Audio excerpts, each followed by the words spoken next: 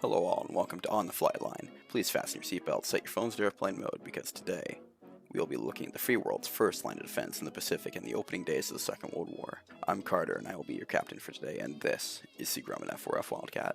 The Wildcat's early days, like all naval aircraft, started as a drawing and concept pending approval by the US Navy to enter prototype production. The original Wildcat design, the F4F-1, was denied by the Navy, as the F4F-1 was actually a biplane. Due to poor speed performance of the Grumman F3F, the F4F's predecessor, the Navy felt a monoplane was the future. Emerging as the two aircraft for consideration by the Navy was the Grumman X4F-2 Wildcat and the Brewster XF2A-1. The Buffalo won handily, being the superior in almost all aspects to the early Wildcats, besides the Wildcat being slightly faster in certain aspects. Although now noticing the shortcomings of the aircraft, Grumman set out to improve and rework the F4F design, making it a monoplane sleek design with reworked fuselage and wings, starting from scratch, and thus the F4F-3 was born. Now with supercharged Pratt & Whitney R1830 twin wasp engine, reworking the aerodynamics of the aircraft, reworking the armament and landing gear.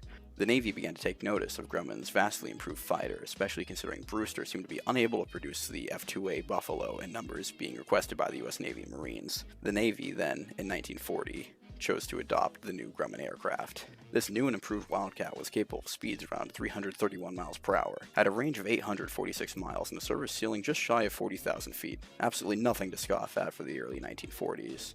The early variants of the Wildcat were well armed, with the F4F-3 being armed with 450 caliber Browning machine guns, and the F4F-4 being armed with 6 of said guns, although besides that, there being little difference between the two variants. Also considered for frontline service was the Grumman F4F Wildcat Fish. It was meant to operate from seaplane bases to give fighter cover where carriers and air bases were not an option, although by strapping floats to a plane which was already slower and more sluggish than its main adversary, the A6M20, which would, in course, exponentially increase the plane's drag and weight, was even considered at all as well quite strange, and thankfully only one was ever built, as the US Navy apparently aren't quite as stupid as they look. But, I digress, and back to the main point. Although now in frontline service on US carriers, with World War II right around the corner, the first fatal crash of the type would not be in combat against the Japanese, but rather a pilot error crash in the original prototype aircraft after it speculated the pilot accidentally turned off the fuel flow valve to the engine after takeoff due to confusing cockpit layout. Despite this, the Wildcat would get its first taste of real combat tests soon, but this combat would be in service with the Royal Navy, as opposed to the United States Navy. On Christmas Day 1940, the Wildcat scored a victory over Scapa Flow, Scotland against an attacking Junkers Ju-88.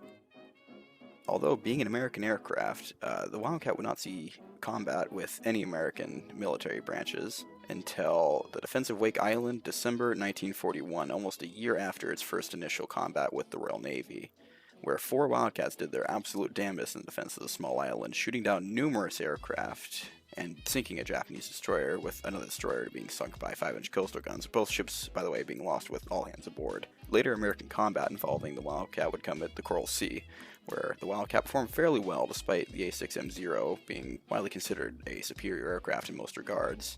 Aerial losses were in favor of the United States Navy at the Coral Sea, and the Wildcat's success at Coral Sea is partly thanks to American air control directors and early warning radar aboard American carriers, meaning the Wildcat's shortcomings against the Zero, mainly speed and climb rate, could be negated by seeing early incoming Japanese attacks and getting Wildcats in the air sooner to higher altitudes early enough so that they may perform hit-and-run diving attacks against the escorting fighters and their bombers. Action would come again for the Wildcat at Midway. This battle would see the use of the now famous Thatch Weave, named for an American Wildcat pilot, Jimmy Thatch.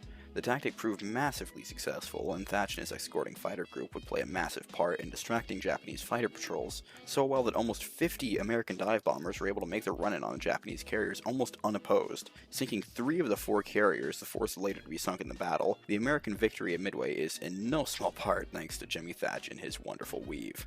The Wildcat afterwards would start to be phased out around mid-1943, although continuing to serve through the end of the war aboard escort aircraft carriers and with the Royal Navy. The Wildcat would start to disappear from the U.S. carrier decks around mid-1943 in favor of the F6F Hellcat, Although the shining moments of the Wildcat is often attributed to the Battle of Midway for hopefully obvious reasons, it would still do quite well in the Battle of the Atlantic with the Royal Navy and aboard US Jeep carriers, and of course during the Battle of Samar, where the plane played absolutely no small part in attacking Japanese shippings, and things absolutely as crazy as attacking full-size Japanese battleships with nothing but 650 caliber machine guns.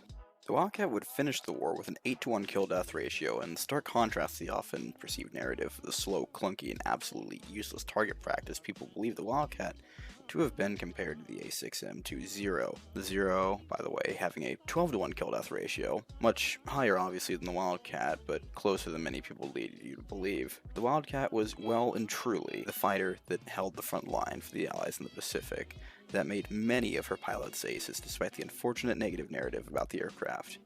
The Wildcat will go down as the stuff of legends in the history books. I hope you enjoyed this video of On the Flightline. If you enjoyed the series, stick around for more. Thanks for watching, and remember you can always go around.